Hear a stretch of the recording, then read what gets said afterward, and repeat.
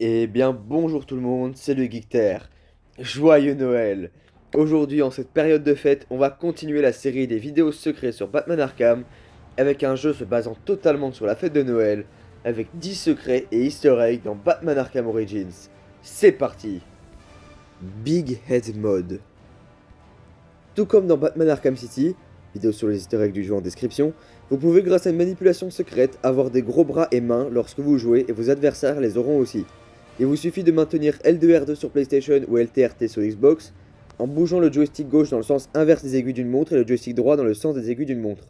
Après cette manipulation, le secret se débloquera. La cour des hiboux. Lorsque vous êtes dans l'hôtel royal, quand vous êtes accroché sur l'hélicoptère de Vicky Vale, vous pouvez voir deux grandes statues. Elles représentent des personnages de la cour des hiboux, société secrète très connue de l'univers de Batman. La Keaton Mobile. Dans la Batcave, on peut voir plusieurs blueprints. Si on les regarde dans les fichiers du jeu, on peut voir qu'il s'agit d'images réutilisées de la Batmobile de Batman Returns de Tim Burton avec Michael Keaton.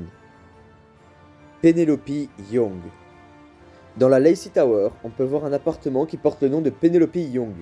Penny Young est la future psychiatre et créatrice de la formule Titan dans Batman Arkham Asylum, même formule Titan dont on peut voir une sorte de prototype avec le TN1.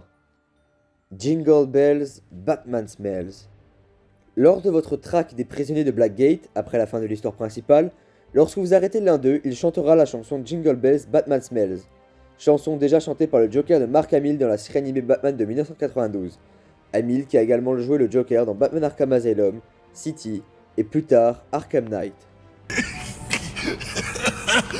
Jingle bells! Batman smells! No.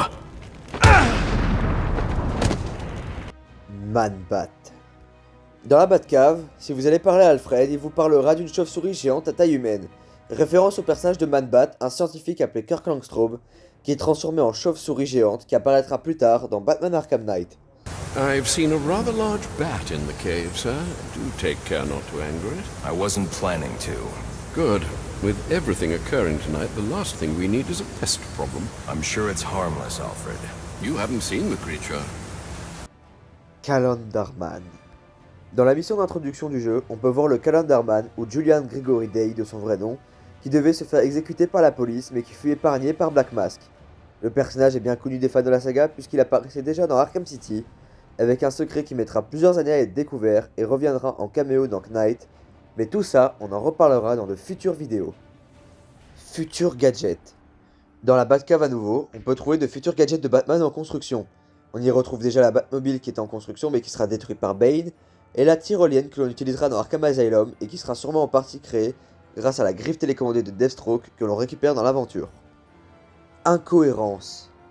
Le jeu a plusieurs incohérences. Une des plus simples à remarquer est celle du boost du Bat-Grappin qui est un prototype que Batman utilise pour la première fois dans Arkham City, alors qu'au final, dans Arkham Origins qui se déroule 10 ans plus tôt, Batman utilise déjà ce gadget.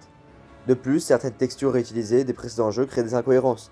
En effet, on peut retrouver une photo de Aaron Cash et sa famille dans le commissariat, Aaron Cash qui nous dira plus tard dans Arkham Knight comment des événements d'origine s'il n'était pas encore dans la police. De plus, lorsque Bane se fait recruter par le Joker, la photo de Batman qu'on lui donne provient de Batman Arkham City. On peut même trouver des journaux parlant du voleur d'identité, donc Hush, qui ne sévit qu'à partir d'Arkham City. Enfin, qu'à partir d'un peu avant Arkham City, donc bien après les événements d'Arkham Origins. The Killing Joke. Plusieurs références sont faites à ce légendaire comics d'Alan Moore. En effet, l'origine du Joker qui nous est montrée est identique à celle du comics, avec le Joker qui était d'abord un comic raté, puis qui a fait le casse de Ace Chemicals avec le masque du Red Hood, et puis enfin sa chute dans la cuve de produits chimiques en fuyant Batman, et la découverte de son nouveau visage. Littéralement tout de cette scène où le Joker explique ses origines à Harley Quinn est extrait du comics, qui a déjà eu plusieurs références au cours de la saga. Bon bah voilà, c'est la fin de cette vidéo spéciale Noël, j'espère qu'elle vous a plu. Si oui, n'hésitez pas à mettre un like, à vous abonner, à partager, à commenter et à activer la cloche des notifications. On se retrouve très bientôt pour de nouvelles vidéos, dont une vidéo easter egg sur Arkham Knight, et probablement d'autres vidéos easter egg sur Arkham City. C'était le Geekter, à très bientôt.